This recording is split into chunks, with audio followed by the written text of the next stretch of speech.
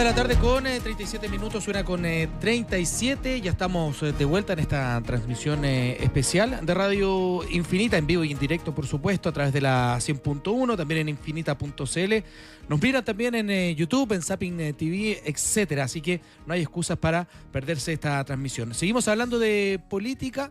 Tenemos muy buena conversación a esta hora. Vamos a tomar contacto con dos grandes entrevistados. Una de ellas es Neida Colmenares, académica de la Universidad Central, y también con Noam Titelman, investigador postdoctoral de la Universidad de Calgary.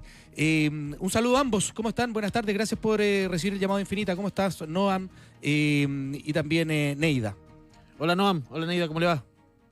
Hola, buenas tardes. Hola, ¿qué tal, Jerko? Benjamín, mucho gusto. Gracias por la invitación. ¿Qué tal? Noam, partamos por ti. Hablemos de, lo comentamos nosotros al inicio del programa, de la importancia del voto extranjero y de cómo se está comportando este padrón, que es distinto, ¿no? Que si bien en el extranjero el voto es voluntario, nosotros acá estamos experimentando otra realidad. Entonces, ¿cómo se puede tener esta lectura, Noam, de lo que va a ocurrir en el extranjero y cómo esto se podría incluso trasladar a como un factor importante a la votación de hoy día en la tarde? Sí, a ver. Primero que todo, los votantes en el extranjero son diferentes a los votantes en el país por definición, porque están en el extranjero. Pero además, naturalmente, tienen otras historias de vida, otras características económicas, sociales. Y lo que ya era cierto antes, a eso se le suma el hecho de que el voto no es obligatorio en el extranjero. Uh-huh. Y por lo tanto, si ya habían bastantes diferencias, yo creo que hoy día las diferencias van a ser aún mayor.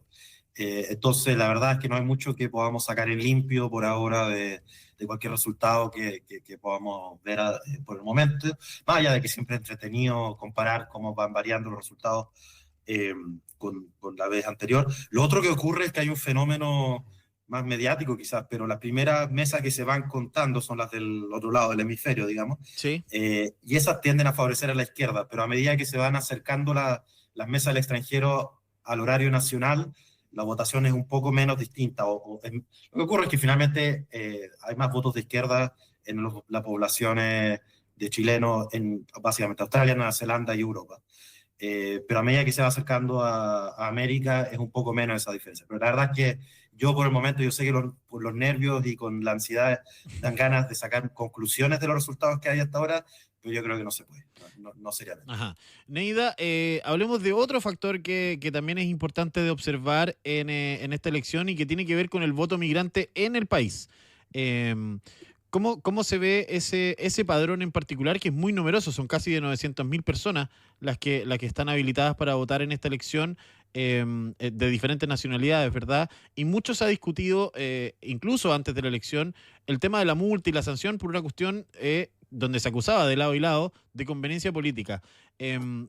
¿Cómo estás observando tú este padrón y cómo se podría comportar en esta jornada? Bueno, buenas tardes. Como señala el colega, es difícil hacer una proyección, digamos, lo que puede ser hoy, los resultados electorales. Sin embargo, lo que nos muestran los datos, por lo menos del último proceso electoral, que fue 2021 y 2022, el comportamiento de la participación electoral migrante era un poco inferior al resto de la población, y donde se observaba una mayor participación era en la comunidad venezolana, de forma significativa en el 2022 sobre todo. Tenemos, no sé llamarlo incertidumbre, pero digamos que tenemos esta situación en la que no aplica la multa al padrón extranjero que tiene derecho a voto en Chile. Sin embargo, una impresión que puedo tener yo a partir también conversando con organizaciones y un poco como los días previos, es que a lo menos en la comunidad venezolana sí se reproduce, digamos, esta tendencia de un comportamiento electoral que en general es significativamente superior al comportamiento de la población migrante, que generalmente requiere un poco más de estímulo y de alguna estrategia comunicacional para invitarlos a votar. Podríamos esperar una participación, digamos, en el promedio nacional. Neida, déjame quedarme contigo ahí, porque en el debate público también se han planteado varios cuestionamientos a lo que es el sufragio migrante. Me gustaría saber un poco tu mirada al respecto y si crees tú que existe un riesgo real de uso político de una otra manera al voto migrante por parte de ciertos partidos, o quizás se está exagerando con ese argumento. Bueno, sí creo que ha sido una campaña electoral que hasta el momento yo creo que ha estado caracterizada por una desinformación respecto a la población migrante. O sea, me refiero, por ejemplo, que hemos tenido actores, diputados que hoy en día están a la reelección, hablando de un voto migrante cercano o mayor, concentrado en la población venezolana, de 1 millón de personas, que puede ser determinante en la elección nacional. Y por supuesto eso es una noticia falsa, no verosímil en relación con los datos, y eso contamina, si se quiere un poco, poder desarrollar un debate más mesurado.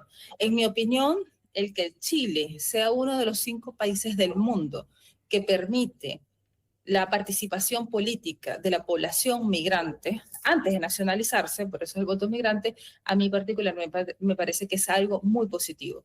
Distintos estudios, además, e informes, instituciones dedicadas al tema de la democracia, por ejemplo, como Idea Internacional, en sus últimos informes internacionales han señalado lo importante que es para la democracia en los tiempos que corren, donde además en América Latina y el Caribe, sí, y en ese registro entra Chile, los populismos, ¿no es cierto? Y el populismo electoral tiene particularmente esta fijación con algunas temáticas, donde entra el tema de la migración. Por lo tanto, yo creo que el derecho político de la comunidad migrante lamentablemente se ha instalado vinculado a la narrativa antimigrante de la inseguridad, con mucha desinformación, como ya lo señalé de parte de los datos, y se le ha dado poco protagonismo a lo que sí muestra la evidencia, y opinión que yo comparto, que es algo positivo, que es sano para la democracia. Lo único que quisiera agregar es que sí creo que hay desinformación también en la comunidad migrante, producto de lo que pactaron los actores políticos hace poco, que fue mantener esta narrativa de que el voto es obligatorio para todos, pero para el caso de los migrantes sin multa. Entonces, claro, eso definitivamente es una contradicción, sí, en relación a lo que significa, pues, promover una mayor participación de la comunidad política. Y la comunidad migrante en Chile forma parte de la comunidad política. Noam, déjame consultarte por un tema más político. Decías tú en una muy buena entrevista, muy interesante con El País, que las personas terminan valorando a los políticos dispuestos a defender posiciones impopulares. Y estamos en un escenario, digamos, donde hay representantes que han tomado esa bandera, ¿no? Y representantes que tienen que ver más con la derecha. ¿Cómo se hace esa lectura respecto de lo que está ocurriendo en la izquierda y por qué ha costado tanto que alguien esté dispuesto a defender estas posiciones impopulares, digamos? Sí, a ver, déjame partir por matizar un poco, porque evidentemente si un político empieza a proponer matar gatitos, no creo que eso le vaya a servir en el futuro. Lo que termina generando una posibilidad de apoyo en el futuro es cuando se muestra de alguna manera ciertos principios, cierta capacidad de disrupción incluso. Y yo creo que eso es particularmente cierto en el contexto actual, y una de las muchas razones tiene que ver con las redes sociales. A mí no me gusta reducirlo todo a las redes sociales, pero es cierto que en el mundo de las redes sociales hay una pelea constante por la atención, y diciendo siempre lo que aparece primero en las encuestas es muy difícil llamar la atención. Y yo creo que en Chile tenemos 2 ejemplos muy claros, tanto José Antonio Cast como Kaiser en sus momentos defendieron posiciones que parecían de una minoría irrelevante. O sea, por un lado, yo todavía recuerdo, en torno al estallido, por ejemplo, José Antonio Cast convocó una marcha de los chalecos amarillos, que fue un desastre, que quedaron, no sé, 20 personas, pero muy pocas personas, y que en ese momento parecía un suicidio electoral. Pero ahora, mirado con perspectiva, parece que esa posición constante, aunque incluso a veces impopular, le permitió construir una base de apoyo más firme. Y con Kaiser hoy día lo vemos muy claramente. O sea, hay un juego permanente por llamar la atención, por impactar, por lo que en lenguaje de redes sociales se llama trolear incluso, ¿no? Como esta idea de ser disruptivo. Yo creo que una de las tentaciones a veces erradas en política es pensar que todo lo que hay que hacer es ver en la encuesta que está número 1, digamos, que es la posición más popular, y repetirla, y con eso se gana la elección. Y eso no es completamente cierto. O sea, y sobre todo porque a veces en la encuesta vemos que hay preferencias contradictorias, y entonces la tendencia natural de los políticos es a buscar un punto medio entre esas posiciones, y eso termina diluyendo la marca. Entonces, hay una tensión permanente en ese sentido en política, cómo uno mantiene y conserva una identidad, y al mismo tiempo como uno expande la convocatoria más allá de la identidad. En el caso de Chile, además, eso es muy notorio porque tenemos 2 vueltas electorales. Yo creo que, por ejemplo, en el caso de la izquierda, una de las cosas que ha ocurrido es que, como parece ser, yo a esta altura nunca me juego por pronósticos, pero sobre la encuesta parece muy certero que la izquierda va a pasar a la segunda vuelta. Parece que están haciendo una campaña desde un primer momento para la segunda vuelta. Novan, tú en alguna oportunidad también has profundizado sobre lo que es la confianza y la percepción sobre la justicia, ¿no? del proceso político, sobre todo pensando en que estamos en un contexto de alta contestación, ¿no? Me gustaría preguntarte cómo impacta la percepción de una manera de juego limpio, fair play, institucional en la voluntad de justamente ir a las urnas o también en la aceptación de los resultados que conozcamos más tarde. Sí, es interesante en el sentido, a propósito de lo que decía mi copanelista sobre el voto obligatorio. Hay como dos argumentos principales para el voto obligatorio. El primero es un argumento más moral, si se quiere, que es la idea de que es como una obligación, tal como a nadie le pregunta si quiere o no pagar impuestos, si le toca pagar impuestos, paga impuestos. Ese es un argumento, que votar sería por lo mismo una obligación y no solamente una opción. Y el otro argumento que a mí me parece más interesante es el hecho de que cuando la gente participa en el proceso electoral, independiente del resultado, encuentra más razón o encuentra más justo el resultado final. Y hay distintos estudios que muestran, por ejemplo, esto es típico de la encuesta, después de los resultados electorales, cuando uno les pregunta a la gente por quién votó, hay una sobrerepresentación de los que dicen que votaron por el ganador. Yo no creo que solamente la gente quiera subirse al carro del ganador, yo creo que sinceramente, primero hay una mezcla en que muchas personas no es tan importante, no todos son adictos a la política como nosotros, y para muchas personas el voto no es ese momento tan importante en su vida, entonces no recuerdan tan bien por quién votaron en las últimas elecciones. Pero lo otro es que efectivamente cuando uno participa en el proceso electoral, hay un fenómeno en que la gente termina teniendo más apoyo por el ganador. Hay una política, hablan de la brecha del ganador-perdedor, es menor esa brecha, o sea, el perdedor se siente menos maltratado, digamos, por el resultado electoral. Y en ese sentido también en Chile una cosa muy importante, y es un primer punto. El segundo punto es que en Chile tenemos una institucionalidad electoral de lujo, que no solamente comparado con otros países de un nivel de desarrollo parecido al nuestro, sino incluso países mucho más desarrollados que nosotros, no tienen este nivel de solidez en la institucionalidad electoral, y eso es importantísimo. Y esa institucionalidad, me refiero claramente también a la parte legal, al server y todo, pero también la democracia. Cuando mueren las democracias, mueren muchas veces porque se rompen las reglas no escritas de la democracia. Y en Chile tenemos varias de esas reglas no escritas. Por ejemplo, reconocer rápidamente los resultados electorales por el que pierda las elecciones, incluso contactar, o sea, hablar, llamar por teléfono, esas ceremonias tienen algo un poco extraño hoy día con la televisión y la instantaneidad, cuando ese típico llamado telefónico que hace el presidente saliente con el recién electo, pero creo que permiten consolidar esta sensación de que más allá de las diferencias que se suelen agudizar en elección, hay algo en común, hay un terreno en común para ponerse de acuerdo. Sí, Neida, déjame hacerte una pregunta también, y volviendo un poco al tema del voto migrante, que va a ser muy interesante. ¿Cuáles son los temas y quiénes son los candidatos que han tocado mejor los temas de preocupación o de interés que podría tener la comunidad migrante acá? ¿Y por qué se dice esto o se asume más bien, de que el voto migrante va a ser de derecha siempre? Por una cuestión, por un contexto latinoamericano, qué sé yo. Pero ¿qué candidatos crees tú que han abordado con mayor inteligencia o con mayor interés estos conceptos que le preocupan a la comunidad migrante en Chile? Y que está habilitada para votar, por cierto, que hay que hacer esa diferencia. Sí, estoy de acuerdo, Benjamín. Igual quería decir algo, complementar Sí, claro, algo sí, de por lo que supuesto. señaló Noa, pero voy a responder primero tu pregunta. Ajá. Sobre qué contenido en la propaganda electoral yo considero que ha sido inteligente o asertivo, creo que ninguno respecto al voto migrante.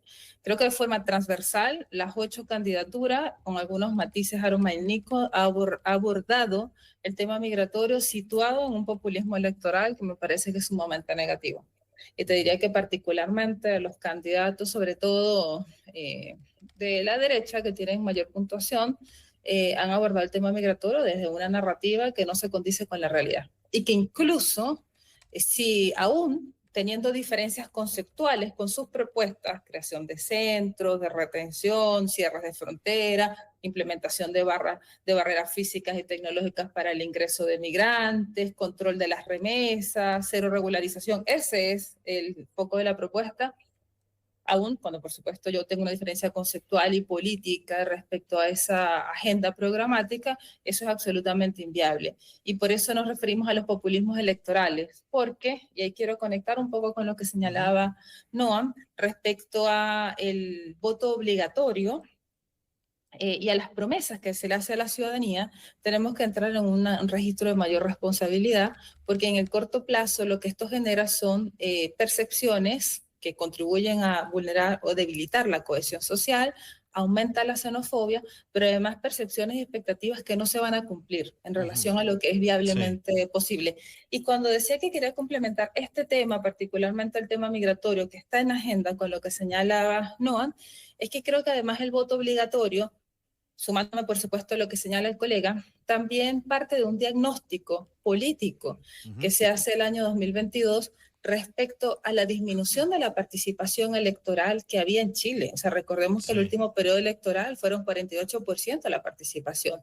Y en ese registro, cuando tienes a la mitad del padrón electoral ausente de algo tan importante para la democracia como es el voto, el derecho al voto, donde se expresa, donde se materializa el poder, la soberanía, toda esta retórica que muchas veces parece abstracta, cuando tienes a la mitad del padrón electoral no participando, ¿no es cierto? Evidentemente hay un diagnóstico sobre el debilitamiento de la legitimidad del sistema político, aunque lo instrumental o lo procedimental funcione. Claro. Lo que quiero decir, Benjamín, es que cuando uno está en la ciencia política y revisa algunos clásicos, por ejemplo en la democracia, aparece esto que los clásicos muestran como la dimensión instrumental, procedimental, que en Chile afortunadamente y favorablemente tenemos el CERVEL, muy bien, pero este para qué de la democracia, que es el sentido, el involucramiento de los ciudadanos, es el diagnóstico que a mi juicio, lo sustantivo, sustentó el debate en el año 2022 de por qué íbamos al voto obligatorio. Perfecto. Neida Colmenares, académica de la Universidad Central. Noam Titelman, tenemos que despedirlo porque está hablando en este momento la candidata Janet Jara, que está emitiendo su voto en Conchalí. Muchísimas gracias, Noam. Muchísimas gracias, Neida. Gracias a ambos. Un abrazo. Vale, chao, que estén muy bien. Chao, chao.